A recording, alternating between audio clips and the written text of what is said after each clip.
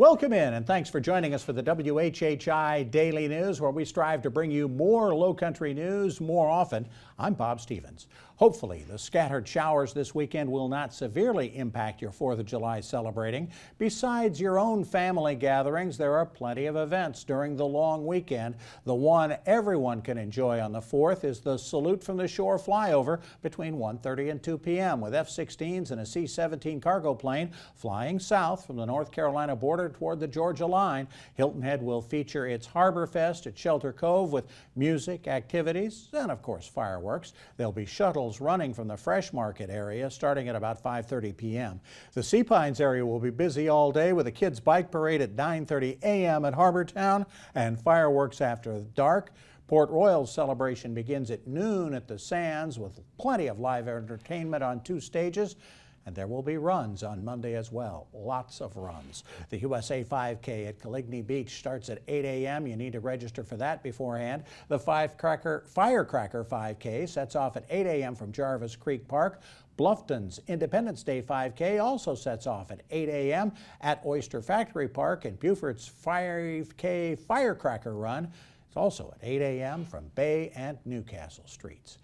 If you're hitting the road this holiday weekend, and you likely are, gas prices a bit down from the last couple of weeks. AAA South Carolina showing prices approaching $4.30 a gallon in some places. That's down about 15 cents from a week ago. The average price statewide still around $4.40 a gallon. The national average still closer to $4.90, almost $5 a gallon. Even that is still 15 cents a gallon less than it has been. I think we can call this a trend now. Home sales slowing down significantly in the Lowcountry for the 6th straight month, but prices are still nearly $100,000 more than before the pandemic.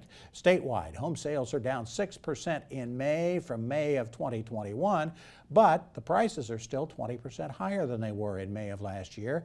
Experts say they see some price reductions now, and houses are on the market a little bit longer, thanks in part to rising interest rates. Those experts also say if you're holding out for a better deal, you probably ought to realize you're not going to get what you got 3 or 4 months ago. Hilton Head area home sales are down 24% in calendar 2022.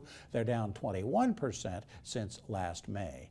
And while there's a pause in the special January 6th hearings on Capitol Hill, the invaders of the Capitol still facing charges in the lower courts. 35-year-old George Amos Tenney III of Anderson has pleaded guilty to disorder and obstruction charges in a D.C. court. He is believed to be the first rioter to open the Capitol doors to let in the mob. Court documents show a Facebook message from Tenney a week before the insurrection claiming, quote, "We may siege the Capitol building and Congress if the electoral votes don't go right," end quote. He is set to be sentenced in October. He could get up to 25 years in prison. For more on these and other Lowcountry stories, visit the sources listed on your screen. Maria is a bit under the weather this weekend. We can tell you pretty simply to expect rain off and on all weekend long with highs in the mid-80s.